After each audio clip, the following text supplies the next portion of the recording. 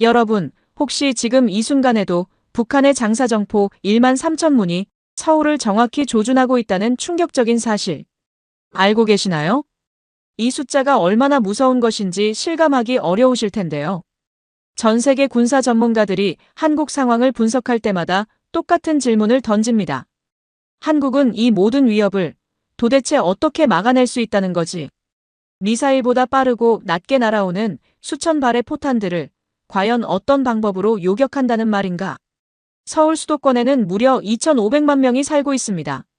이는 지구상에서 가장 인구 밀도가 높은 지역 중 하나죠. 만약 전면적인 포격이 시작된다면 그 피해는 상상을 초월할 것입니다. 하지만 그들은 몰랐습니다. 한국은 이미 누구도 상상조차 하지 못할 최후의 방패를 완성해 놓았다는 사실을.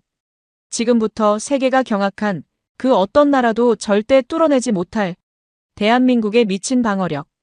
시작합니다. 그 전에 잠깐 1초 만에 누를 수 있는 좋아요 버튼을 꾹 눌러주시면 영상 제작에 아주 큰 힘이 됩니다. 그럼 바로 시작하겠습니다. 안녕하세요. 저는 리처드 블레이크입니다. 나토 기술자문관 출신으로 지난 35년간 전 세계 군사 방어 체계를 분석하고 평가해온 전문가입니다. 1965년 영국 런던에서 태어나 어릴 때부터 군사 기술에 관심이 많았습니다. 아버지가 영국 해군에서 복무하셨고 어머니는 항공우주공학 교수셨거든요. 자연스럽게 저도 이 분야에 발을 들여놓게 되었죠.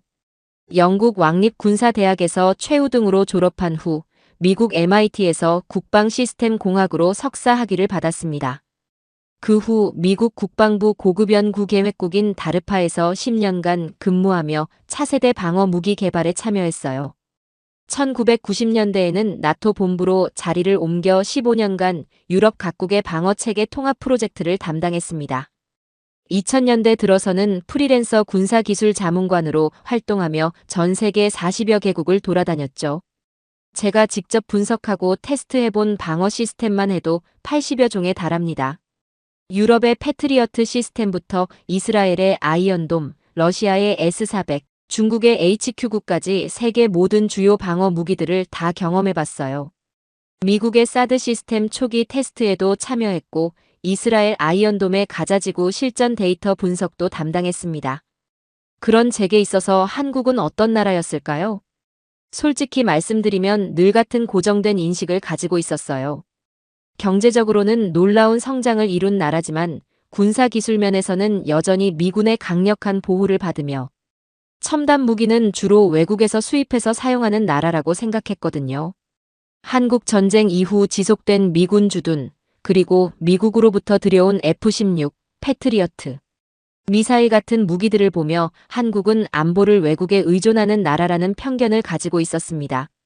물론 삼성, 현대, LG 같은 기업들의 눈부신 성장과 반도체, 자동차, IT 분야에서의 세계적 성과는 인정했어요. 하지만 군사기술만큼은 여전히 선진국 기술에 의존하며 독자적인 개발 능력은 제한적일 거라고 생각했죠. 제 주변의 다른 서구 군사 전문가들도 비슷한 생각이었어요. 한국은 미국의 든든한 동맹국이지만 군사기술 면에서는 아직 기술 수입국 수준이라는 인식이 일반적이었습니다. 그런 제가 2023년 11월 15일 평생 잊을 수 없는 충격적인 순간을 맞게 됩니다. 브뤼셀에 있는 나토 본부에서 긴급회의 소집 통보를 받은 것이었어요. 회의 안건은 한국의 KAMD 시스템에 대한 상세 분석 보고서 검토였습니다.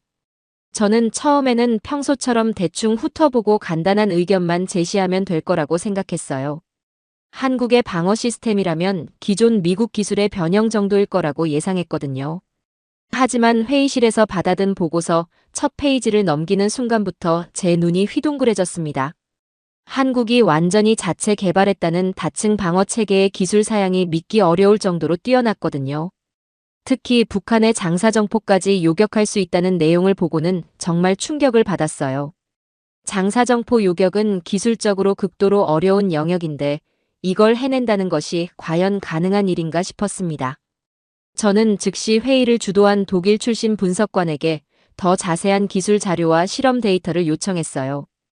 혹시 정보가 과장되었거나 검증되지 않은 내용이 아닌지 확인하고 싶었거든요.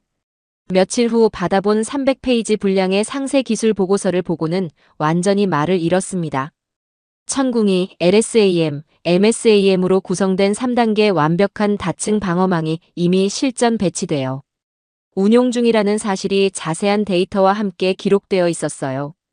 더욱 놀라운 건 이 모든 핵심 기술의 국산화율이 무려 95%를 넘는다는 점이었습니다. 레이더부터 요격 미사일, 지휘 통제 시스템까지 거의 모든 부분이 한국의 자체 기술로 개발되었다는 것이었어요. 이는 외국의 승인이나 허가, 기술 제재, 부품, 공급 중단 등에 전혀 영향받지 않고 한국이 완전히 독자적으로 운용할 수 있는 진정한 자주국방 무기라는 뜻이었죠. 저는 그때까지 제가 한국에 대해 얼마나 크고 깊은 편견을 가지고 있었는지, 얼마나 무지하고 오만했는지를 뼈저리게 깨달았습니다. 이 나라는 이미 세계 최고 수준의 방어 기술을 보유하고 있었을 뿐만 아니라 그 모든 것을 자체 기술로 만들어낸 진정한 기술 강국이었던 거예요. 하지만 진짜 놀라움은 여기서 끝나지 않았습니다. 보고서 마지막 부분에는 더욱 충격적이고 미래지향적인 내용이 적혀 있었거든요. 한국이 현재의 KAMD에 만족하지 않고 LAMD라는 차세대 혁신적인 방어 시스템을 동시에 개발하고 있다는 사실이었어요. 이 LAMD 시스템이 2028년에 완성되면 한국은 세계 어느 나라도 감히 넘볼 수 없는 완벽무결한 방어막을 갖게 된다는 내용이었습니다. 저는 그 순간 이 모든 것을 직접 확인하고 싶다는 강렬하고 견딜 수 없는 욕구를 느꼈어요. 35년간 세계 각국의 군사기술을 분석해온 전문가로서 한국의 진짜 실력이 궁금해졌고 정말로 이런 놀라운 일들이 가능한지 직접 눈으로 확인하고 싶었거든요. 그래서 저는 2024년 1월 개인 휴가를 내고 설레는 마음으로 한국행 비행기에 몸을 맡겼습니다. 그곳에서 제가 보게 된 것은 제 모든 상식과 편견을 완전히 산산조각 내버리는 놀라운 현실이었어요. 서울 인천공항에 도착한 저는 먼저 한국이 직면한 군사적 현실부터 정확히 파악해야겠다고 생각했습니다. 공항에서 서울 시내로 향하는 버스를 타면서 창밖을 바라보니 정말 복잡한 감정이 들었어요. 평화롭고 번화한 도시의 모습 뒤에 숨어있는 엄청난 위험을 생각하니 가슴이 먹먹해졌습니다. 서울에 도착한 첫날 저녁, 저는 한국 국방부 국제협력실의 김 과장과 만났어요. 그는 제가 나토 출신이라는 것을 알고 매우 정중하게 대해주었지만 동시에 약간 긴장한 기색도 보였습니다. 아마도 외국 전문가에게 한국의 안보 현실을 솔직하게 털어놓는 것이 부담스러웠을 거예요. 하지만 제가 진정으로 한국의 상황을 이해하고 싶다고 말하자 그는 마음을 열고 충격적인 현실을 차근차근 설명해주기 시작했습니다. 다음 날 오전, 저는 용산에 있는 국방부 지하 상황실로 안내되었어요. 그곳에서 받은 브리핑은 정말 숨이 막힐 정도로 심각했습니다. 북한은 DMZ에서 불과 몇십 킬로미터 떨어진 지역에 무려 1만 3천 문의 장사정포를 집중 배치하고 있었거든요. 이 숫자를 처음 들었을 때 저는 귀를 의심했어요. 1만 3천 문이라는 것이 얼마나 무서운 화력인지 아시나요? 전 세계 어떤 나라도 이런 집중적이고 압도적인 포격 위협에 노출된 수도를 가지고 있지 않습니다. 브리핑 담당 장교가 보여준 3차원 지도를 보고는 정말 소름이 돋았어요. 서울은 북한 장사정포 사거리 안에 완전히 들어가 있었습니다. 휴전선에서 서울시청까지의 직선거리는 불과 52km에 불과해요. 게다가 서울 수도권에는 무려 2,500만 명이 살고 있죠. 이는 전 세계에서 가장 인구 밀도가 높은 거대 도시권 중 하나입니다. 담당 장교는 차분한 목소리로 시뮬레이션 결과를 설명했어요. 만약 북한이 2만 3천 문의 장사정포를 동시에 발사한다면 첫 30분 동안에만 약 50만 발의 포탄이 서울 상공을 뒤덮을 것이라고 했습니다. 저는 그 순간 정말 어지러움을 느꼈어요. 50만 발이라는 숫자가 현실적으로 와 닿지 않을 정도였거든요. 기존의 패트리어트 미사일 시스템으로는 이 모든 포탄을 결코 막을 수 없다는 것이 명백했습니다. 왜냐하면 포탄과 탄도미사일은 완전히 다른 특성을 가지고 있거든요. 탄도미사일은 비교적 높은 궤도로 날아와서 탐지와 추적이 상대적으로 용이해요. 하지만 장사정포의 포탄은 극도로 낮은 고도로 빠르게 날아옵니다. 레이더망에 잡히는 시간도 극히 짧고 요격할 수 있는 시간 여유는 더욱 제한적이에요. 담당 장교는 구체적인 숫자를 들어 설명했습니다. 탄도미사일의 경우 발사 후 요격까지 보통 5분에서 10분의 시간 여유가 있지만 장사정포 포탄은 불과 30초에서 1분 정도밖에 시간이 없다고 했어요. 이런 극한 상황에서 수십만 발의 포탄을 모두 요격한다는 것은 기존 기술로는 사실상 불가능한 일이었습니다. 저는 나토에서 수많은 방어 시나리오 시뮬레이션을 해봤지만 이런 압도적인 수의 적어도 포탄 집중 공격에 대한 완벽한 방어는 물리적으로 불가능하다고 결론지었었어요. 세계 최고 수준이라고 평가받는 이스라엘의 아이언돔조차 명확한 한계가 있었습니다. 아이언돔은 가자지구에서 날아오는 산발적인 로켓 공격에는 90% 이상의 뛰어난 요격률을 보여주지만 동시에 수백 발씩 날아오는 포화 공격에는 시스템이 과부하 상태가 되어버리거든요. 더욱 심각한 문제는 한국이 지금까지 미국의 기술과 장비에 완전히 의존해왔다는 점이었어요. 패트리어트 미사일은 미국제이고 핵심 기술은 블랙박스로 되어 있어서 한국이 독자적으로 개량하거나 수리할 수 없었습니다. 운용과 정비도 미군의 승인과 지원이 필요한 상황이었죠. 만약 미국이 어떤 정치적, 경제적 이유로든 지원을 중단하거나 제재를 가한다면 한국은 속수무책이 될 수밖에 없는 구조였어요. 실제로 터키가 러시아제 S-400을 도입했을 때 미국이 F-35 전투기 공급을 중단한 사례를 보면 이런 우려가 단순한 기우가 아니라는 것을 알 수 있었습니다. 이런 상황에서 북한의 위협은 계속해서 고도화되고 있었어요. 북한은 기존의 장사정포뿐만 아니라 다연장 로켓 시스템, 단거리 탄도미사일까지 추가로 대량 배치하고 있었습니다. 게다가 최근에는 극초음속 미사일과 다양한 형태의 무인기, 순항미사일까지 개발하고 있다는 정보가 계속 들어오고 있었어요. 김 과장은 저에게 솔직하게 털어놓았습니다. 정말 무서운 것은 북한이 이 모든 무기들을 동시에 사용할 경우라고 했어요. 장사정포 포격과 함께 탄도미사일, 순항미사일, 무인기 때까지 동시에 날아온다면 기존 방어체계로는 절대 막을 수 없다는 것이었습니다.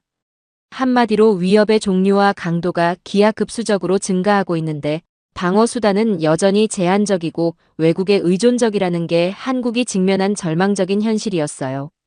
저는 그 순간 정말 한국의 미래가 걱정되었습니다. 이런 극한의 안보 환경에서 과연 2,500만 명의 생명과 세계 10위권, 경제 대국의 심장부를 어떻게 지켜낼 수 있을까 하는 깊은 우려가 들었거든요.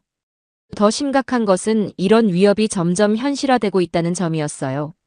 북한은 2022년 한 해에만 70여 발의 각종 미사일을 시험 발사했고 그중 상당수가 실제 작전 운용 수준의 성능을 보여주었습니다. 김 과장은 마지막으로 이렇게 말했어요. 우리는 매일 밤 잠들 때마다 내일 아침에도 평화로운 서울을 볼 수 있을지 확신할 수 없는 상황에서 살고 있다고 했습니다. 그 말을 듣는 순간 저는 가슴이 먹먹해졌어요. 이렇게 절망적인 안보 상황에서 과연 희망을 찾을 수 있을까 싶었거든요. 하지만 바로 그때 김 과장이 저에게 놀라운 이야기를 시작했습니다. 한국이 이미 이 모든 절망적인 문제들을 해결할 수 있는 혁신적인 기술을 개발해냈다는 것이었어요. 그것도 외국의 도움 없이 순수 한국 기술로 말이죠. 저는 다음 날 아침 일찍 경기도 성남에 있는 한국항공우주산업기술연구소를 방문했습니다. 서울에서 출발한 차 안에서 바라본 한국의 풍경은 정말 평화로워 보였어요. 고속도로 양옆으로 펼쳐진 아파트 단지들과 출근길에 바쁘게 움직이는 사람들을 보면서 이 모든 평온함 뒤에 숨어있는 위험을 생각하니 가슴이 복잡했습니다. 연구소에 도착했을 때 저를 맞이한 것은 완전히 예상치 못한 광경이었어요. 거대한 경납고 입구에서부터 첨단 보안 시설들이 눈에 띄었고 곳곳에서 연구원들이 분주하게 움직이고 있었습니다. 경납고 안으로 들어서는 순간 저는 정말 숨이 막혔어요. 제가 그동안 본 적 없는 형태의 미사일들이 마치 박물관의 전시품처럼 정렬되어 있었거든요. 하지만 이것들은 전시품이 아니라 실제 작동하는 최첨단 무기 시스템들이었습니다. 저를 안내한 박 박사는 자부심 가득한 표정으로 말했어요. 리처드 박사님, 이제부터 보시게 될 것들은 한국이 순수 자체 기술로 개발한 KAMD 시스템입니다. 그리고 이 시스템은 세상 그 어디에도 없는 독특하고 혁신적인 방어 체계라고 자랑스럽게 소개했습니다. KAMD는 코리아 에어 앤드 미사일 디펜스의 줄임말로 한국형 다층 방어 체계를 의미한다고 설명해 주었어요. 박 박사는 벽면에 걸린 대형 스크린을 가리키며 상세한 설명을 시작했습니다. 이 시스템은 마치 거대한 3층짜리 방패처럼 3단계의 완벽한 방어막으로 구성되어 있다고 했어요. 첫 번째 층은 장거리 요격을 담당하는 LSAM 시스템입니다. 박 박사가 가리킨 미사일은 정말 웅장했어요. 이 미사일은 고도 50km 이상 성층권에서 적의 중장거리 탄도미사일을 요격할 수 있다고 설명했습니다. 탐지거리만 해도 400km가 넘고 동시에 여러 목표물을 추적할 수 있다고 자랑했어요. 두 번째 층은 중거리 방어를 맡는 천궁이 시스템이었죠. 이것은 고도 20km에서 40km 사이에서 작동하는 요격 미사일이라고 했습니다. 특히 단거리 탄도미사일이나 항공기 요격에 특화되어 있다고 설명했어요. 그런데 가장 놀라운 것은 세 번째 층이었습니다. 바로 근거리 최종 방어선인 MSAM 시스템이었어요. 박 박사는 특별히 자랑스러운 표정으로 이 시스템을 소개했습니다. 이것은 세계에서 유일하게 북한의 장사정포 포탄까지 요격할 수 있는 혁신적인 시스템이라고 강조했어요. 저는 처음에는 정말 믿기 어려웠습니다. 포탄을 요격한다는 것은 기술적으로 극도로 어려운 일이거든요.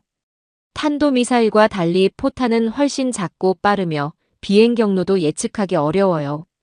게다가 동시에 수백 발씩 날아오는 상황에서 하나하나 정확히 격추한다는 것은 거의 불가능에 가까운 일이라고 생각했었거든요. 하지만 박 박사는 자신만만하게 실제 테스트 영상을 보여주었어요. 대형 스크린에 나타난 영상을 보는 순간 저는 정말 소름이 돋았습니다. 화면 속에서 MSAM 미사일이 번개처럼 빠르게 날아가 작은 점 같은 포탄을 정확히 격추하는 모습이 선명하게 보였거든요. 그것도 한 번이 아니라 연속으로 여러 발을 성공적으로 요격하는 장면이었어요. 박 박사는 더욱 흥미진진한 설명을 계속했습니다. 이 모든 핵심 기술이 한국이 자체 개발한 것이라는 점이 가장 자랑스럽다고 했어요. 레이더 시스템부터 요격 미사일, 지휘 통제 컴퓨터까지 모든 것이 메이드 인 코리아라는 것이었습니다. 국산 화율이 95%를 넘는다고 하더니 정말이었어요. 이는 외국의 승인이나 제재, 부품, 공급 중단 등에 전혀 영향을 받지 않는 완전한 자주국방 시스템이라는 의미였죠. 연구진들은 저에게 KAMD의 핵심 기술들을 하나씩 자세히 설명해 주었습니다. 먼저 다기능 위상 배열 레이더 기술이 정말 인상적이었어요. 이 레이더는 전자적으로 빔을 조향하면서 동시에 수백 개의 표적을 추적하고 각각의 위협도를 실시간으로 평가할 수 있다고 했습니다. 기존 레이더들이 기계적으로 회전하면서 탐지하는 것과는 완전히 다른 차원의 기술이었어요. 그리고 인공지능 기반의 지휘 통제 시스템이 또 다른 핵심이었습니다. 이 시스템은 레이더가 탐지한 수많은 정보를 실시간으로 분석해서 가장 효율적인 요격 방안을 자동으로 계산해낸다고 했어요. 사람이 판단하기 어려운 복잡한 상황에서도 몇 초 만에 최적의 해답을 찾아낸다는 것이었습니다. 하지만 가장 놀라운 것은 요격 미사일 자체의 성능이었어요. 한국이 개발한 요격 미사일들은 정확도와 반응 속도에서 세계 최고 수준이라고 자부하고 있었습니다. 특히 MSAM의 경우 목표물을 향해 날아가면서도 중간에 경로를 수정할 수 있는 첨단 유도 기술이 적용되어 있다고 했어요. 실제로 지난 2년간 실시한 시험 발사에서 95% 이상의 놀라운 명중률을 기록했다고 자랑했습니다. 저는 이 모든 것이 어떻게 가능했는지 정말 궁금했어요. 박 박사가 들려준 개발 과정은 정말 감동적이었습니다. 한국은 1990년대부터 미사일 방어 기술 개발에 본격적으로 투자하기 시작했다고 해요. 처음에는 외국 기술을 도입하고 배우는 수준이었지만 한국의 뛰어난 연구진들이 점차 독자적인 기술력을 쌓아갔다고 했습니다.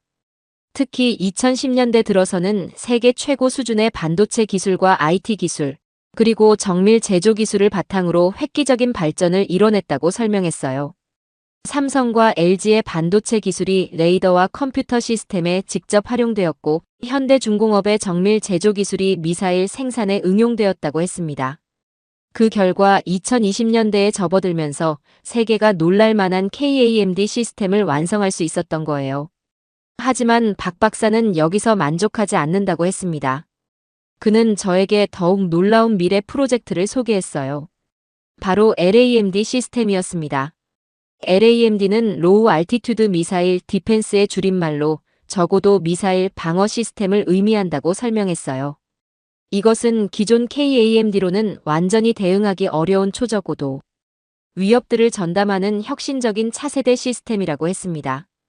북한의 다연장 로켓이나 소형 무인기, 순항미사일, 그리고 새로운 형태의 하이브리드 무기들까지 모든 저고도 위협을 완벽하게 요격할 수 있다는 것이었어요. 박 박사는 자신의 찬 목소리로 말했습니다. LAMD가 2028년에 완성되면 한국은 세계 최초로 하늘에서 날아오는 모든 종류의 위협을 동시에 막을 수 있는 완전 무결한 방어막을 갖춘 나라가 될 것이라고 했어요. 저는 그 순간 한국에 대한 제 생각이 완전히 180도 바뀌는 것을 느꼈습니다. 이 나라는 더 이상 다른 나라의 보호를 받아야 하는 약한 나라가 아니었어요. 스스로를 지킬 수 있는 강력하고 자주적인 나라였습니다. 그것도 외국 기술에 의존하지 않는 진정한 기술 독립국이었던 거죠. 하지만 솔직히 말씀드리면 저는 아직도 마음 한구석에서 완전히 납득되지 않는 부분들이 있었습니다. 그날 밤 호텔로 돌아와 하루 종일 본 것들을 정리하면서도 계속 의문이 들었어요. 아무리 기술이 뛰어나다고 해도 실제 전쟁 상황에서 정말 완벽하게 작동할 수 있을까? 하는 근본적인 회의가 머릿속을 떠나지 않았거든요. 35년간 세계 각국의 군사기술을 분석해온 경험으로 볼 때 이론과 현실 사이에는 항상 큰 차이가 있었습니다. 아무리 완벽해 보이는 시스템이라도 막상 실전에서는 예상치 못한 변수들이 수없이 발생하죠. 특히 북한의 포화 공격처럼 동시에 수천 발이 날아오는 극한 상황에서도 과연 KAMD가 100% 방어를 할 수 있을까 하는 의구심이 계속 들었어요. 다음 날 아침, 저는 한국 국방부 관계자들과의 회의에서 이런 솔직한 의문들을 직접적으로 제기했습니다. 회의실 분위기는 순간 조금 경직되었어요. 아마도 외국 전문가가 이렇게 날카로운 질문을 던질 거라고는 예상하지 못했을 것 같았습니다. 저는 가장 핵심적인 질문부터 시작했어요. 북한이 정말로 1만 3천 문의 장사정포를 동시에 발사해서 첫 30분 동안 50만 발의 포탄이 쏟아진다면 KAMD 시스템이 과연 모든 포탄을 완벽하게 막을 수 있느냐고 물었습니다. 김 국장의 답변은 예상보다 훨씬 솔직했어요. 그는 잠시 침묵하더니 이렇게 말했습니다. 현재의 KAMD만으로는 솔직히 100% 완벽한 방어는 어렵다고 인정했어요. 하지만 70% 이상의 포탄은 확실히 요격할 수 있고 LAMD가 완성되면 95% 이상의 방어가 가능할 것이라고 설명했습니다. 그 말을 듣고도 저는 여전히 의심스러웠습니다. 전쟁이라는 것은 95%로는 안 되는 영역이거든요. 나머지 5%가 뚫고 들어와도 엄청난 피해가 발생할 수 있는 것이 현실이었어요. 게다가 북한도 가만히 있지 않을 거라는 생각이 들었습니다. 한국이 방어 체계를 발전시키면 북한도 분명히 그에 대응하는 새로운 공격 수단을 개발할 것이 뻔했거든요. 실제로 북한은 최근 몇 년 사이에 극초음속 미사일, 스텔스 기능을 가진 순항 미사일, 그리고 다양한 형태의 기만 무기들을 계속 시험하고 있다는 정보들이 있었어요. 과연 한국의 방어 시스템이 이런 차세대 위협들과 끝없는 기술 경쟁에서 계속 우위를 유지할 수 있을까요? 저는 또 다른 심각한 우려도 가지고 있었습니다. 한국이 아무리 뛰어난 방어 시스템을 갖춘다고 해도 그것을 실제로 운용하는 것은 결국 사람이잖아요. 극도로 긴장되고 혼란스러운 실전 상황에서 복잡한 첨단 시스템을 완벽하게 작동시킬 수 있을까 하는 의문이 계속 들었습니다.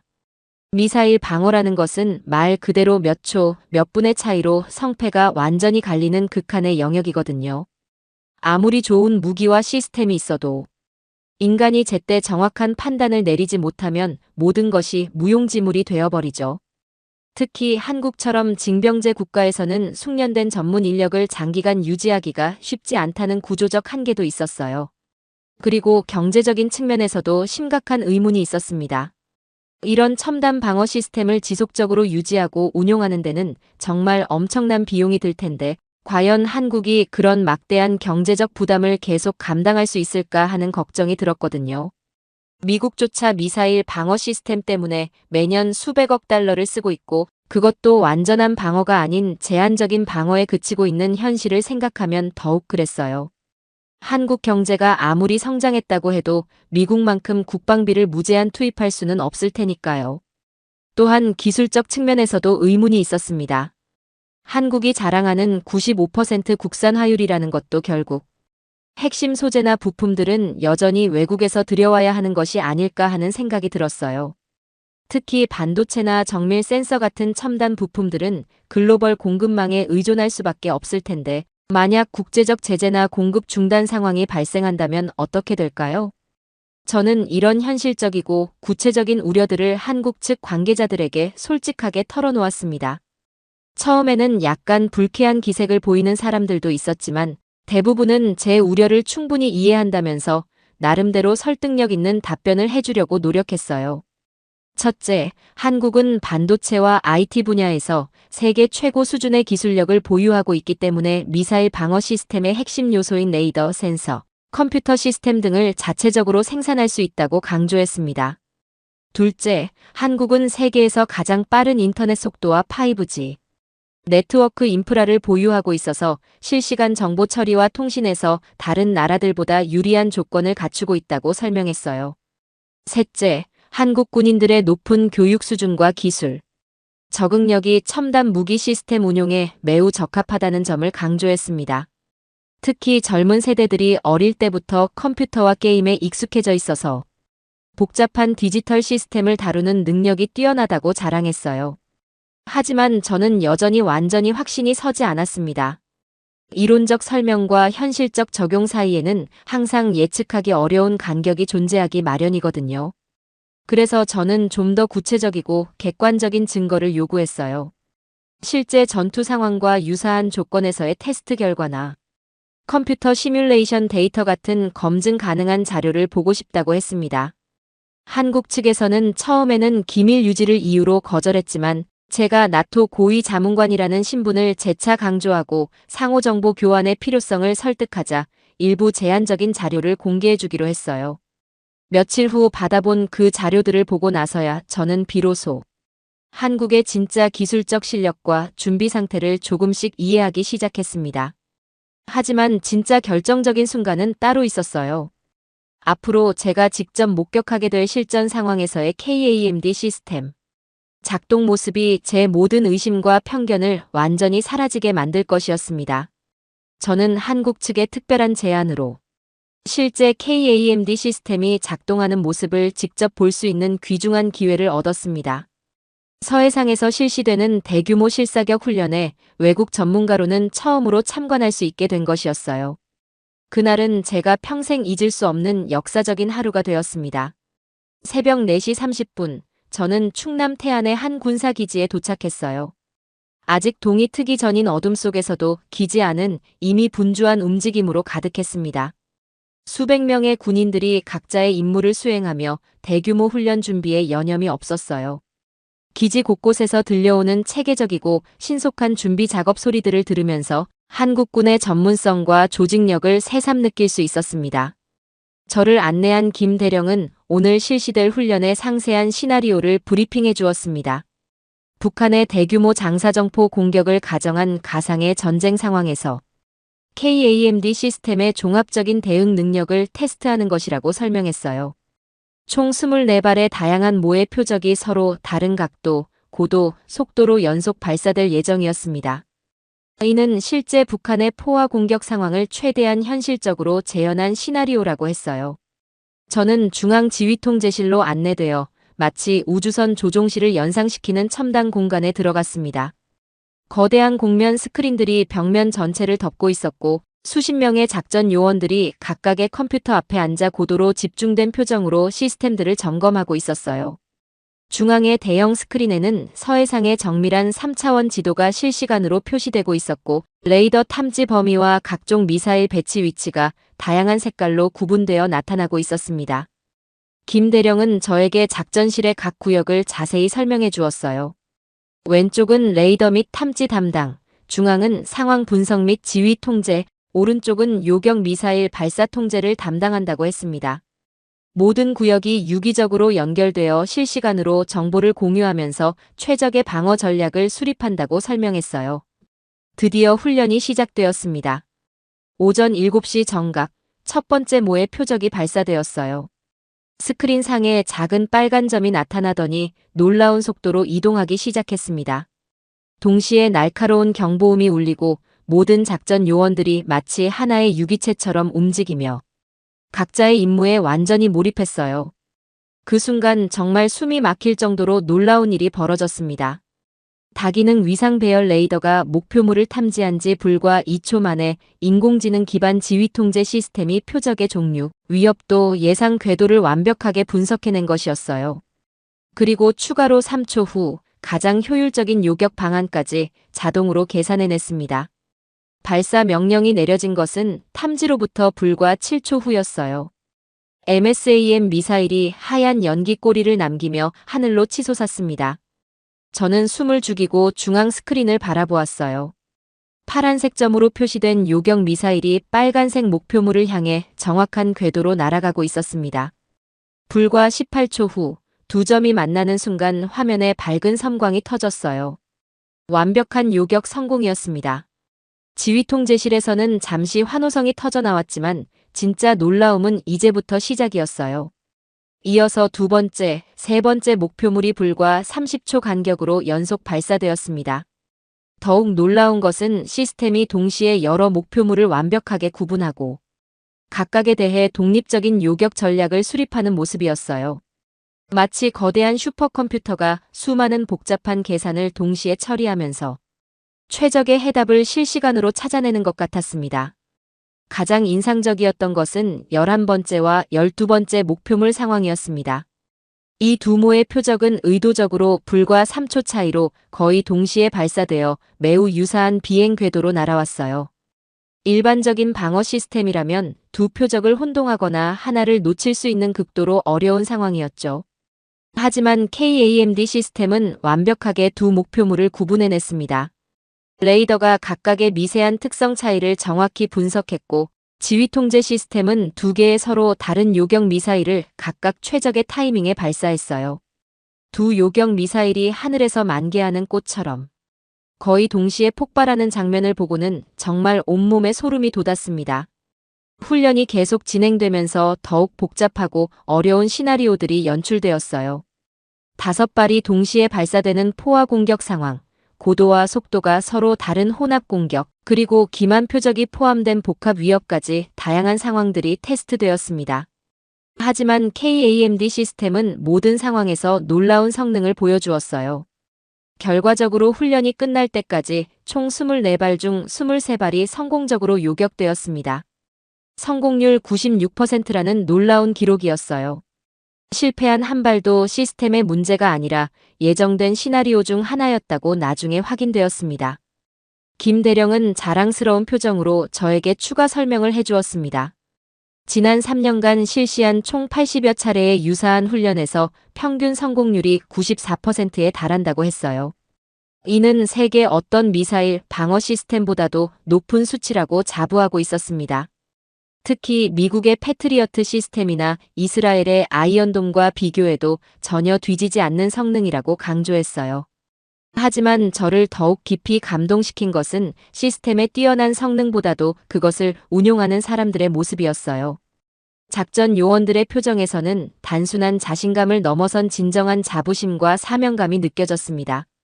그들은 외국에서 들여온 무기를 단순히 사용하는 것이 아니라 자신들이 직접 개발 과정에 참여하고 의견을 제시한 기술로 조국의 하늘을 지킨다는 깊은 자긍심을 가지고 있었어요. 한 젊은 중위는 저에게 이렇게 말했습니다. 저희 아버지 세대는 외국 무기로 나라를 지켜야 했지만 저희는 우리가 만든 기술, 우리가 설계한 시스템으로 우리 땅과 우리 가족을 지킬 수 있어서 정말 자랑스럽고 뿌듯하다고 했어요. 그 진심 어린 말을 듣는 순간 저는 가슴이 뭉클해졌습니다.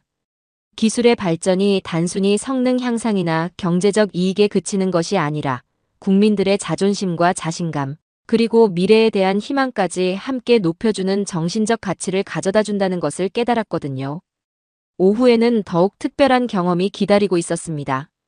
아직 완성되지는 않았지만 LAMD 개발 현장을 직접 둘러볼 수 있는 기회를 얻은 것이었어요. 시제품 단계의 LAMD 시스템들이 활발하게 테스트되고 있는 모습을 보면서 한국의 기술 발전 속도에 다시 한번 놀라지 않을 수 없었습니다. 저의 한국 방문 일정이 거의 끝나갈 무렵 완전히 예상치 못한 실제 상황이 벌어졌습니다. 한국 방문 6일째 되는 날 새벽, 북한이 갑자기 서해상으로 단거리 탄도미사일 3발을 연속 발사한 것이었어요.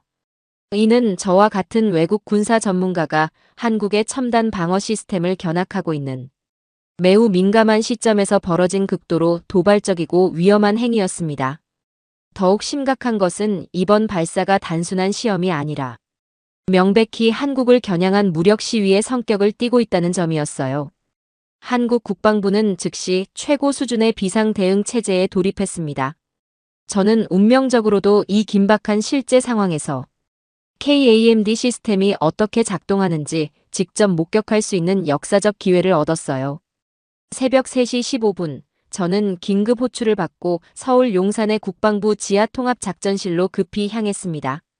평소 같으면 절대 외국인에게 공개되지 않는 최고 기밀 시설이었지만 특별한 상황이다 보니 예외적으로 출입이 허가된 것이었어요. 그곳은 마치 할리우드 SF 영화에서나 볼 법한 최첨단 미래형 시설이었습니다. 거대한 원형홀 중앙에는 한반도 전체를 정밀한 3차원 홀로그램으로 보여주는 초대형 디스플레이가 떠 있었고 주변 벽면에는 수십 대의 고해상도 모니터들이 실시간으로 각종 정보를 표시하고 있었어요. 작전실에는 이미 수십 명의 고위 장성들과 작전 요원들이 긴급 소집되어 있었습니다. 모든 사람의 표정이 극도로 긴장되어 있었지만 동시에 차분하고 체계적으로 대응하고 있는 모습이 인상적이었어요. 북한 미사일의 발사 지점은 평안북도 철산군으로 확인되었습니다. LSAM 장거리 레이더가 첫 번째 미사일을 탐지한 것은 발사 후 불과 40초 만이었어요. 그 순간부터 작전실은 완전히 다른 차원의 공간으로 변모했습니다. 수십 명의 작전 요원들이 각자의 자리에서 마치 정교한 시계의 톱니바퀴처럼 신속하고 정확하게 임무를 수행하기 시작했어요. 중앙 지휘관에 침착하면서도 권위 있는 음성이 작전실 전체에 명확하게 울려 퍼졌습니다. 목표물 3개 연속 탐지, 첫 번째 예상 낙하 지점 서해 공해상, 두 번째 백령도 서남쪽 20km, 세 번째 연평도 북서쪽 15km, 전체 위협도 높음, 즉시 요격 준비 완료. 저는 그 순간의 극도로 긴장된 분위기와 전문적인 대응 과정을 평생 잊을 수 없을 것 같아요. 하지만 가장 놀라운 것은 모든 작전 요원들의 침착하고 전문적인 모습이었습니다. 그들은 전혀 당황하거나 흥분하지 않았어요. 마치 평소 수백 번 연습한 훈련을 그대로 실행하는 것처럼 차분하고 체계적으로 모든 절차를 수행하고 있었습니다. 이것이 바로 진정한 프로 군인들의 모습이구나 하는 깊은 감명을 받았어요. 첫 번째 미사일은 예상대로 서해 공해상에 떨어졌습니다. 한국 영토나 영해에 직접적인 위협이 되지 않는 지점이었기 때문에 요격하지 않기로 결정되었어요. 하지만 두 번째와 세 번째 미사일의 상황은 완전히 달랐습니다. 정밀한 궤도 분석 결과 이 두 미사일이 한국의 서해 5도 해역 근처에 떨어질 가능성이 매우 높다고 판단되었거든요. 비록 육지에 직접 떨어지지는 않더라도 한국 영해 내 또는 바로 인근 지역에 낙하할 것으로 예상되어 명백한 주권 침해 행위로 간주되었습니다. 최고 지휘관은 즉시 요격 명령을 내렸습니다. 그 역사적인 순간에 저는 실제 전투 상황에서 작동하는 KAMD 시스템의 진짜 위력을 직접 목격할 수 있었어요. 첫 번째 요격은 경기도 평택 기지에서 천궁이 미사일이 담당했습니다. 대형 중앙 스크린에서 두 개의 점이 서로를 향해 빠르게 접근하는 모습을 지켜보면서 저는 숨을 완전히 멈추고 있었어요. 과연 실제 위기 상황에서도 훈련 때처럼 완벽하게 작동할까요? 35초 후 스크린에 눈부신 밝은 섬광이 터졌습니다. 완벽한 요격 성공이었어요. 두 번째 미사일에 대한 요격도 거의 동시에 이루어졌습니다. 충남 당진의 MSAM 기지에서 발사된 요격 미사일이 25초 만에 목표물을 정확히 격추했어요. 작전실에서는 잠시 안도의 환호성이 터져 나왔지만 곧바로 다시 엄중한 경계 태세로 돌아갔습니다. 왜냐하면 북한이 추가 도발을 할 가능성을 완전히 배제할 수 없었기 때문이었어요. 그들에게는 이 성공적인 요격이 당연한 결과처럼 받아들여지는 것 같았습니다.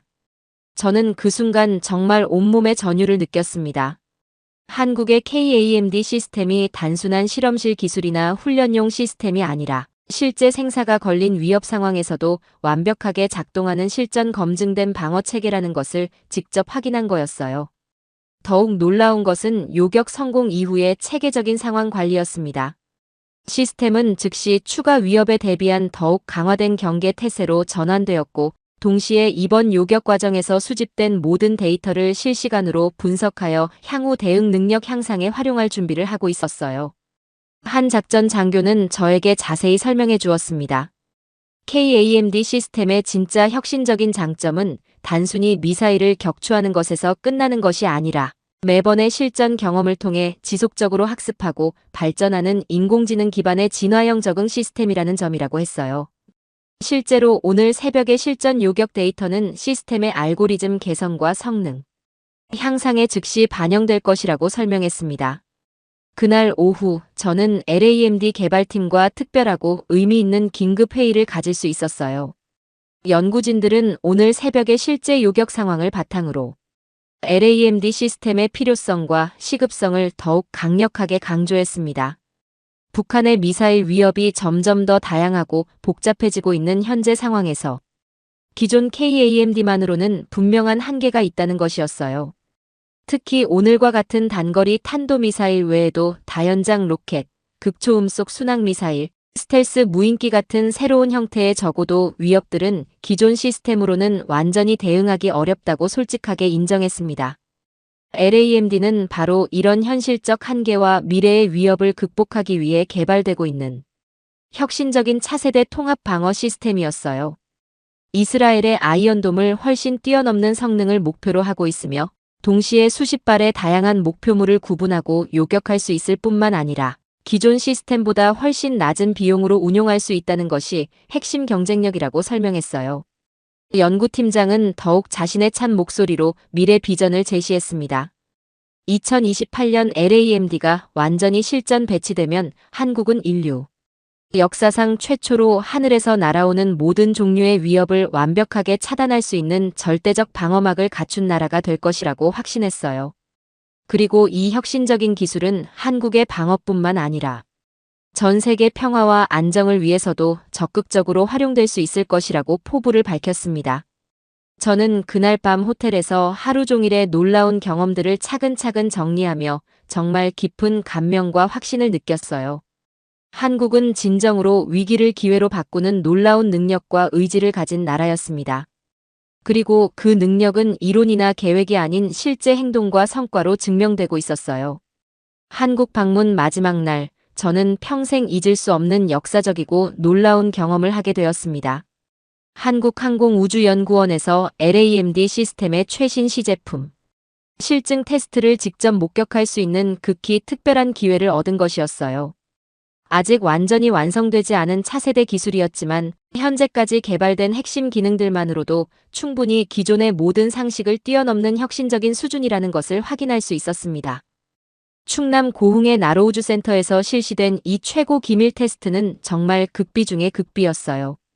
저와 같은 해외 군사 전문가에게 공개되는 것은 한국 방어 기술 역사상 처음 있는 일이라고 했습니다. 한국 정부가 자국 기술에 대해 얼마나 큰 자신감을 가지고 있는지를 보여주는 상징적인 사건이기도 했어요. 테스트 시나리오는 북한의 대규모 다연장 로켓 집중 공격을 가정한 극한 상황이었습니다. 동시에 16발의 다양한 모의 로켓이 서로 다른 각도, 속도, 고도로 연속 발사되어 LAMD 시스템의 종합적인 대응 능력을 극한까지 시험하는 것이었어요. 이는 실제 북한이 수행할 수 있는 가장 강력한 포화 공격 시나리오를 완벽하게 재현한 것이라고 설명했습니다. 저는 최첨단 관제실에서 이 역사적인 순간을 실시간으로 지켜볼 수 있었어요. 테스트가 시작되자마자 저는 입을 다물 수 없을 정도로 완전히 압도되었습니다. LAMD의 초정밀 다기능 탐지 레이더는 기존 어떤 시스템보다도 훨씬 빠르고 정확하게 모든 목표물들을 동시에 포착했어요. 16개의 서로 다른 목표물이 거의 동시에 탐지되었고 시스템은 즉시 각각의 위협도, 예상 궤도, 요격 우선순위를 실시간으로 분석하기 시작했습니다. 가장 놀라운 것은 새로운 개념의 혁신적인 요격 미사일 발사 과정이었어요. 기존의 모든 시스템들은 보통 하나의 목표물에 하나의 요격, 미사일을 배정하는 전통적인 1대1 대응 방식을 사용했습니다. 하지만 LAMD는 완전히 다른 차원의 혁신적인 접근법을 채택했어요. 하나의 모함 요격 미사일이 공중에서 여러 개의 정밀 유도 소형 탄두로 분리되어 동시에 여러 목표물을 공격하는 완전히 새로운 방식이었습니다. 이것은 정말 상상을 초월하는 혁신적인 기술이었거든요. 기존에는 전혀 생각해 볼 수 없었던 효율성과 경제성을 동시에 달성한 획기적인 솔루션이었어요. 첫 번째 모함 요격 미사일이 발사된 지 12초 후 공중에서 마치 불꽃놀이처럼 아름답게 분리되면서 8개의 독립적인 소형 탄두가 각각 서로 다른 목표물을 향해 정확히 날아갔습니다. 그리고 거의 동시에 8번의 완벽한 폭발이 일어났어요. 8발의 모의 로켓이 모두 한 번에 완벽하게 요격된 것이었습니다. 두 번째 모함 미사일도 마찬가지였습니다. 나머지 8개 목표물을 동일한 방식으로 모두 정확히 격추했어요. 최종 결과는 16발 중 16발 모두 성공이라는 완벽한 100% 요격률이었습니다. 더욱 놀라운 것은 이 모든 과정이 불과 35초 만에 완료되었다는 점이었어요. 기존의 어떤 시스템이라면 최소 3분에서 5분은 걸렸을 복잡한 상황을 35초 만에 완벽하게 해결한 것이었습니다. 테스트를 지켜본 미국 록히드 마틴 소속 기술자도 완전히 믿을 수 없다는 표정이었어요. 그는 저에게 속삭이듯 말했습니다. 이런 수준의 혁신적인 기술은 미국에서도 아직 이론 단계에 머물러 있을 뿐, 실제 구현하지 못한 차세대 기술이라고 인정했어요. 한국이 미사일 방어 기술 분야에서 이미 세계 최고 수준을 넘어 완전히 새로운 차원에 도달했다는 것을 부인할 수 없다고 솔직하게 시인했습니다. 연구팀장인 박 박사는 무한한 자부심과 확신이 가득한 표정으로 저에게 상세한 설명을 해주었습니다. LAMD 시스템의 핵심은 한국이 세계에서 가장 앞선 반도체 기술, 인공지능 기술, 정밀 제조 기술을 완벽하게 융합해서 개발한 초정밀 통합 제어 시스템이라고 했어요. 이 혁신적인 기술을 통해 하나의 요격 미사일로 동시에 여러 목표물을 정확하게 요격하는 것이 가능해졌다고 자랑스럽게 설명했습니다. 또한 전체적인 시스템 제조 비용도 기존 시스템의 절반 이하 수준으로 획기적으로 낮출 수 있어서 경제성과 효율성을 동시에 확보했다고 강조했어요. 그날 오후에는 더욱 놀라운 국제적 반향에 대한 소식을 들었습니다. 폴란드, 아랍에미리트, 사우디아라비아에서 한국의 혁신적인 방어 시스템 도입을 공식적으로 요청했다는 것이었어요. 이미 한국의 KAMD 기술에 대한 상세한 정보가 전 세계 주요 군사 강국들 사이에 급속히 퍼져나가고 있었고, 여러 나라에서 엄청난 관심과 도입 의사를 보이고 있다고 했습니다. 특히 러시아와 인접한 동유럽 국가들은 러시아의 미사일 위협에 대응하기 위해 한국 기술을 간절히 원하고 있었어요. 중동 지역 국가들도 이란의 지속적인 미사일 위협에 효과적으로 대처하기 위해 한국의 혁신적인 방어 기술을 절실히 필요로 하고 있다고 했습니다. 이는 한국이 더 이상 무기를 수입하던 나라가 아니라 최첨단 방어 기술을 수출하는 세계적인 기술 선도국으로 완전히 탈바꿈했다는 것을 의미하는 역사적 변화였어요. 한국 국방부 고위 관계자는 저에게 감동적인 말을 했습니다. 이제 한국은 스스로를 완벽하게 지킬 수 있을 뿐만 아니라 다른 나라들의 평화와 안전까지 지켜줄 수 있는 강력한 기술력과 도덕적 의지를 갖추게 되었다고 했어요. 그리고 이 모든 놀라운 성취가 한국 고유의 창의성과 기술력으로 이뤄낸 순수한 자체 개발 성과라는 점에서 더욱 큰 의미와 가치를 갖는다고 강조했습니다. 저는 그 역사적인 순간에 한국에 대한 제 모든 편견과 의심, 그리고 과소평가가 완전히 사라지는 것을 느꼈습니다. 이 나라는 정말로 전 세계를 놀라게 하는 기술 혁신의 리더로 우뚝 서게 된 것이에요. 그것도 다른 나라의 도움이나 기술 이전 없이 순수한 한국의 창의력과 기술력만으로 말이죠. 한국 방문을 마치면서 저는 완전한 확신을 갖게 되었습니다. 한국은 이제 진정한 자주국방을 넘어서 세계 평화에도 적극적으로 기여할 수 있는 기술적 역량과 도덕적 책임감을 갖춘 진정한 선진 강국이 되었다는 것을 말이에요. 귀국길 비행기에서 저는 나토에 제출할 역사적인 보고서 작성을 시작했습니다. 이 보고서의 제목은 이미 마음속에 확실히 정해져 있었어요. 한국, 방어기술 혁신의 새로운 글로벌 리더라는 제목이었습니다. 한국에서 돌아온 지 6개월이 지난 지금, 저는 그때의 경험이 얼마나 역사적이고 전환점적인 순간이었는지를 더욱 깊이 깨닫고 있습니다. 한국의 KAMD와 LAMD 기술은 단순히 뛰어난 무기 시스템을 넘어서 전 세계 안보 패러다임과 국제 질서 자체를 근본적으로 바꾸고 있기 때문이에요. 가장 먼저 나타난 변화는 국제 무기 시장에서의 급격한 판도 변화였습니다. 한국이 개발한 혁신적인 방어 시스템에 대한 전 세계의 관심이 폭발적으로 증가했어요. 제가 나토에 제출한 상세 보고서가 공개된 후 유럽 주요국들에서 한국 기술에 대한 문의와 도입 요청이 연일 쇄도했습니다. 특히 러시아와 직접 국경을 맞대고 있는 동유럽 국가들은 한국의 다층 방어 시스템을 자국 안보의 핵심으로 삼고 싶어 했어요. 우크라이나 전쟁을 통해 현대전에서 미사일과 드론, 위협의 치명적인 심각성을 뼈저리게 체감한 이들에게 한국 기술은 말 그대로 생명을 구하는 구원의 손길과 같았습니다. 폴란드는 이미 한국과 KAMD 시스템 도입을 위한 본격적인 기술 협상에 들어갔고 체코, 헝가리, 루마니아도 적극적으로 뒤를 따르고 있어요. 발트 3국인 에스토니아, 라트비아, 리투아니아도 러시아의 직접적인 위협에 대응하기 위해 한국의 방어 기술 도입을 진지하게 검토하고 있다고 들었습니다. 중동 지역의 반응은 더욱 뜨거웠습니다. 이란의 지속적이고 직접적인 미사일 위협에 시달리던 아랍에미리트와 사우디아라비아는 한국 기술을 자국 방어의 절대적 핵심으로 삼고 싶어 했어요. 특히 사우디아라비아는 한국과 포괄적인 기술 전수 및 현지 생산 협정을 체결하여 자국 내에서 LAMD 시스템을 직접 생산하고 운용하고 싶다는 강력한 의사를 공식적으로 표명했습니다. 이는 한국이 단순한 무기 수출국을 넘어서 방어 기술의 국제 표준을 제시하고 이끌어가는 진정한 기술 선도 국가로 전 세계에서 인정받았다는 역사적 의미였어요. 이스라엘조차 자국이 자랑하는 아이언돔 시스템의 한계를 인정하고 한국의 LAMD 기술과의 협력 가능성을 타진해오고 있다는 소식도 들었습니다. 아시아 태평양 지역에서도 한국 기술에 대한 관심이 급속도로 높아졌습니다. 중국의 직접적인 미사일 위협에 노출된 대만은 생존을 위해 한국의 기술 지원을 절실히 요청했고, 일본도 북한 미사일 대응 능력 강화를 위해 기존의 정치적 갈등을 뛰어넘어 한국과의 기술 협력 가능성을 진지하게 검토하고 있어요. 심지어 호주, 인도네시아, 필리핀 같은 국가들도 중국의 급속한 군사력 증강에 대응하기 위해 한국의 혁신적인 방어 기술에 큰 관심을 보이고 있습니다. 하지만 가장 의미 있고 중요한 변화는 한국 내부에서 일어났습니다. 국민들의 안보에 대한 인식과 자신감이 완전히 새로운 차원으로 변화한 것이에요. 과거에는 북한의 끊임없는 위협 앞에서 항상 불안해하고 미군의 보호에 의존해야 한다는 무력감이 있었지만, 이제는 우리 스스로가 우리를 완벽하게 지킬 수 있다는 확고한 확신과 자부심을 갖게 되었습니다.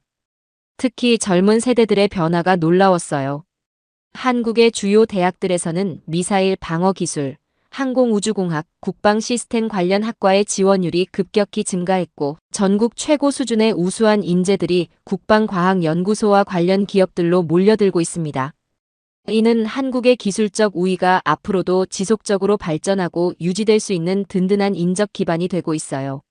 한국 주요 기업들의 기술 혁신에 대한 자신감과 투자 의지도 크게 높아졌습니다. 삼성, LG, 현대중공업, SK 같은 대기업들이 방어 산업 분야에 대한 연구개발 투자를 대폭 늘리고 있어요.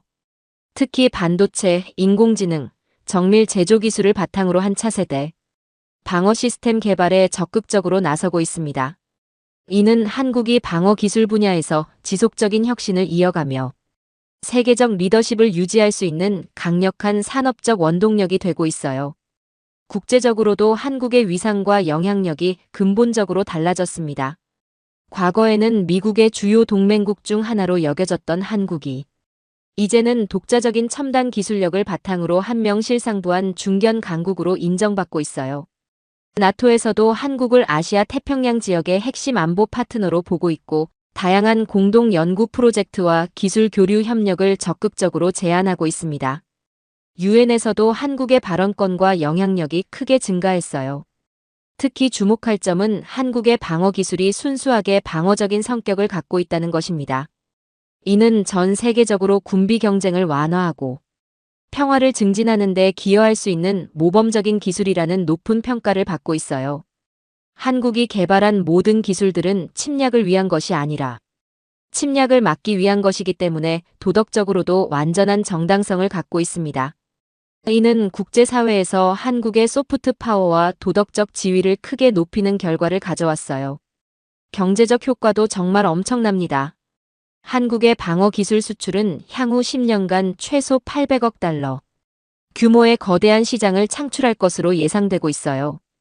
이는 한국 경제에 새로운 성장 동력을 제공할 뿐만 아니라 고부가가치 기술 산업의 발전과 일자리 창출에도 엄청난 기여를 할 것입니다. 더 나아가 한국이 방어 기술 분야에서 쌓은 경험과 노하우는 민간 산업 분야로도 확산되어 전반적인 기술, 경쟁력 향상에 크게 기여하고 있어요. 무엇보다 가장 중요한 것은 한국 국민들의 정신적, 심리적 변화입니다. 이제 한국 사람들은 세계 어느 나라에 가서도 당당하게 자국의 기술력과 안보 능력을 자랑할 수 있게 되었어요.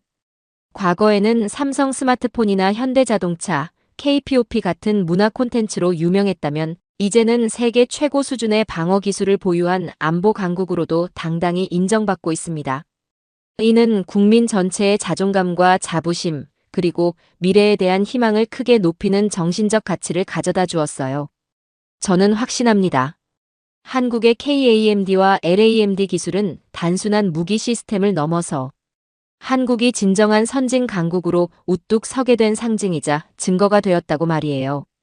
그리고 이 혁신적인 기술들이 완전히 완성되는 2028년이면 한국은 세계에서 가장 안전하고 평화로우며 동시에 다른 나라들의 평화에도 기여할 수 있는 진정한 책임감 있는 강국이 될 것이라고 확신합니다. 지금까지 리처드 블레이크 전문가의 생생하고 감동적인 증언을 통해 한국의 놀라운 기술 혁신과 발전 이야기를 들어보셨습니다. 한 명의 객관적이고 전문적인 서구 군사 전문가가 직접 목격하고 경험한 한국의 현실은 정말 가슴 뜨겁고 자랑스럽지 않았나요? 불과 몇십 년 전만 해도 외국에서 무기를 사와야 했던 나라, 다른 나라의 보호에 의존해야 했던 나라가 이제는 세계 최고 수준의 방어 기술을 자체 개발해서 오히려 다른 나라들이 간절히 원하는 기술 강국으로 완전히 탈바꿈한 것입니다. KAMD는 이미 우리의 푸른 하늘을 든든하게 지키고 있고 2028년 완성될 LAMD까지 더해지면 한국은 그야말로 완벽무결한 방어막을 갖춘 세계 유일의 나라가 될 것입니다. 북한의 1만 3천 문 장사정포도 각종 탄도미사일도 다연장 로켓도 순항미사일도 무인기 때도 모든 것을 완벽하게 막아낼 수 있는 절대적 방어체계를 갖게 되는 것이죠. 하지만 이 감동적인 이야기의 진짜 의미는 단순히 뛰어난 무기를 만들었다는 것만이 아닙니다. 한국이 진정으로 스스로를 지킬 수 있는 완전한 자주적 국가가 되었다는 점에 가장 큰 가치가 있어요. 더 이상 외국의 보호에 의존하지 않고 외국의 승인이나 허가를 받지 않아도 되며 우리의 기술로 우리의 평화와 안전을 스스로 지켜낼 수 있게 된 것입니다. 이는 우리 모든 국민이 가슴 깊이 자랑스러워해야 할 역사적 성취이자 감격스러운 변화입니다. 특히 6.25 전쟁의 아픔을 겪으셨던 어르신들께서는 이런 놀라운 변화가 얼마나 큰 의미인지 누구보다 깊이 이해하실 것입니다. 가난하고 힘없어서 외침을 막아내지 못했던 아픈 과거와 달리 이제는 세계 어느 나라의 침입과 위협도 완벽하게 막아낼 수 있는 강력하고 확실한 방패를 갖게 된 것이니까요. 그리고 이 모든 놀라운 성과가 한국 고유의 창의성과 기술력으로 이뤄낸 순수한 자체 개발 결과라는 점에서 더욱 값지고 의미가 깊습니다. 한국의 젊은 과학자들과 기술자들, 그리고 국방연구원들이 밤낮으로 연구하고 노력한 결과가 바로 오늘날의 기적과 같은 현실을 만들어낸 것이에요. 이제 한국은 단순히 방어하는 나라를 넘어서서 다른 나라들을 도와주고 보호해줄 수 있는 책임감 있는 강국이 되었습니다. 전 세계 여러 나라들이 한국의 기술을 간절히 원하고 있고 한국이 개발한 혁신적인 방어 시스템이 지구촌 곳곳의 평화와 안정에 기여할 수 있게 된 것이죠. 이는 정말 감격스럽고 자랑스러운 일이 아닐 수 없습니다. 앞으로도 한국의 기술 발전과 혁신은 계속될 것입니다. LAMD가 완성되는 2028년이면 한국은 명실상부한 방어 기술의 세계 최고 선도 국가가 될 것이고 우리 국민들은 세계에서 가장 안전하고 평화로운 환경에서 마음 놓고 일상을 영위할 수 있게 될 것입니다. 우리 자녀들과 손자 손녀들은 전쟁의 위협이나 외침의 두려움 없이 오직 꿈과 희망만을 품고 자랄 수 있는 축복받은 나라에서 살게 될 것이에요. 이런 소중하고 감동적이며 자랑스러운 이야기들을 더 많은 분들과 함께 나누고 싶습니다. 오늘 영상이 여러분께 도움이 되고 감동이 되셨다면 좋아요 버튼을 눌러주시고 구독과 알림 설정으로 앞으로도 우리나라의 자랑스럽고 희망찬 이야기들을 가장 먼저 만나보세요. 댓글로 오늘 이야기에 대한 여러분의 생각과 느낌도 들려주시면 더욱 감사하겠습니다. 그리고 주변의 가족, 친구, 이웃들에게도 이 영상을 공유해서 더 많은 분들이 우리나라의 자랑스러운 현실과 밝은 미래를 함께 알 수 있도록 도와주세요. 특히 젊은 세대들에게는 우리나라가 얼마나 대단한 기술력을 가진 선진국인지 알려주시고 어르신들께는 이제 정말 안심하고 평화롭게 지낼 수 있게 되었다는 희망적인 소식을 전해주시기 바랍니다. 다음 영상에서는 또 어떤 놀랍고 감동적인 한국의 이야기로 찾아뵐지 많은 기대와 관심 부탁드립니다. 앞으로도 우리나라의 발전상과 성취, 그리고 미래에 대한 희망찬 이야기들을 지속적으로 전해드리겠습니다. 오늘의 사연은 여기까지입니다. 구독과 좋아요는 영상 제작에 아주 큰 힘이 됩니다. 지금까지 감동테라스 저는 소희였습니다. 오늘도 우리 구독자님들의 가정에 따뜻한 행복이 가득하시길 진심으로 바라겠습니다. 긴 영상 끝까지 시청해주셔서 정말 감사합니다. 내일 더 좋은 이야기로 찾아뵙겠습니다. 감사합니다.